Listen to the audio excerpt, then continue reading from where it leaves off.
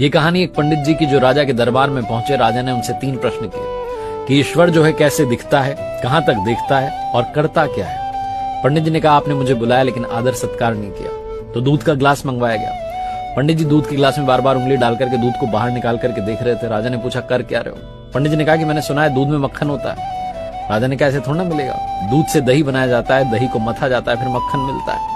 पंडित जी ने कहा ईश्वर भी ऐसे थोड़ा ना दिखेगा, आत्मा को पवित्र करना होगा नियम से, ध्यान से, अभ्यास से, तब परमात्मा दिखाई देगा। राजा बड़ा प्रसन्न हुआ जवाब से। उसने कहा दूसरे प्रश्न का जवाब दीजिए। पंडित जी ने कहा कि मोमबत्ती मंगाई। एक मोमबत्ती मंगाई गई, उसको जलाया गया। पंडित जी ने पूछा बताइए कहां तक रोशनी जा रही है। राजा ने कहा कि हर तरफ जा रही है, चारों तरफ।